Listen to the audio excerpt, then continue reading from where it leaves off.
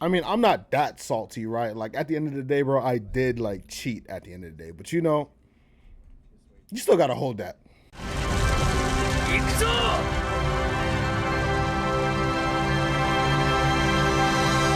Hey guys, Dark Show TCG here, and by the time this video goes up, it is OP07 pre-release season, and that means a whole bunch of pre-release tournaments. I signed up for about 3 of them and got into all of them, and they were pretty good so far. I've only played 2, and my second one is a little spicy. So for my second OP07 pre-release tournament, I ended up getting 6 packs. You draft a 40 card deck.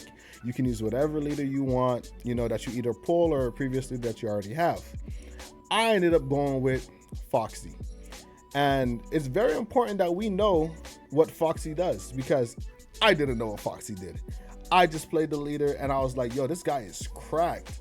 In my mind, what Foxy did was, when attacking, you return 3 Dawn to the Dawn deck and you freeze a rested leader and a rested character, and they can't go active next turn. So I was like, yo, this leader is cracked, bro. I'm gonna start saucing on these dudes at the pre-release. And sauce I did.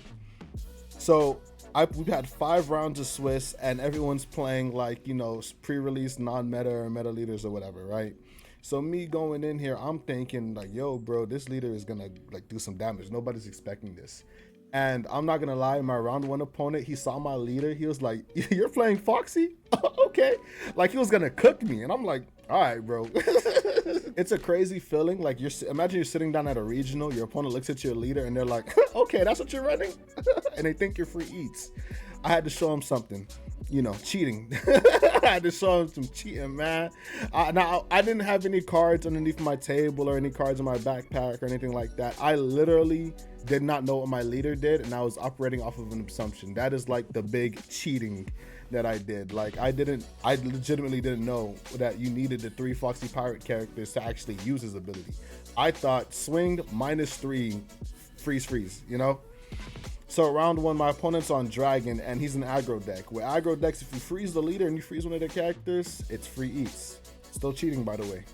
Round 2, Red Black Sabo, same thing. He's not really an aggro deck, he's more mid-range, but like, he can save his bodies all he wants, but if I'm cheating and I'm tapping his leader and his character, you know, when I get to the late game, it doesn't matter. It was here where my plans were foiled. His friend picks up my leader and he's like, bro, I can't believe you won with Foxy. He said, did you have enough characters on board? I said, characters on board? What do you mean? And he's like, yeah, bro, read the leader. So I read the leader for like the first time that day. Like legitimately, I did not read my leader at all. I'm an ex-Yu-Gi-Oh player, so we don't read by default. So I read like the top half of the leader and then the bottom half of the leader, and I skipped the middle sentence that says, when you have 3 or more Foxy Pirate characters. Big mistake. I was like, oh my God, bro. I genuinely felt so cooked, because like, here's me turning the persona off. Like genuinely, I hate cheaters/cheating with a passion. Like, it's a card game. Why do you need to, like, you know, be scummy to get an advantage? But I genuinely didn't know that like I needed the 3 characters on board to do it. So I was like, I'm gonna drop. I can't play, you know, with these wins. And like, after beating the second opponent, I was like, nah, bro, I gotta give you the game win. Like, he was like, no, he actually was like, yeah, nah, bro, I'm gonna register as a win. And I was like, yeah, you got it, bro, I cheated you. I was like, yeah, nah, bro, you got it, bro, take the win. And then I went to the TO, the story organizer, and I was like, hey, bro, is there any way to like fix the round 1 results? Because my opponent should have won. He was like, nah, man, it's unfortunate, but you know, we're already in round 2. It like would mess up everyone's pairings. Man. Man. So round 3 goes on. Round 3 starts. I'm up against Jory Bonnie. I'm feeling super defeated, super deflated. I'm like, brother, how are we gonna get through the rest of this tournament? My leader's pretty much a vanilla unless I assemble the pieces of Exodia and I get the 3 Foxy Pirate characters. And then I just drew Exodia every game. I kid you not, I was on fire. Like it genuinely felt like I was cheating after, because I was drawing Foxy characters almost every game. Like I only have 7 in the deck. And the game against Jory Bonnie, I ended up seeing 3. I used my leader ability once, then they KO'd one of my Foxy characters. But after that, I dropped a 10 cost ace that I drafted, and it was lit. They messed up their lethal and I killed them on the crackback. So that was round 3. I'm like 2-1 at this point. I should be like, I don't know, maybe I should be 0-2. Who knows if I actually win those games earlier if I play legit, maybe, you know, who knows. So round 4, I go against Charlotte Katakuri. He's an aggro leader, but also a leader that relies on his leader being active.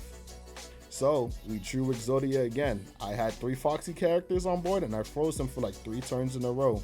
Oh, I'm sorry, it wasn't Katakuri, it was Eustace Kid if I didn't say it already.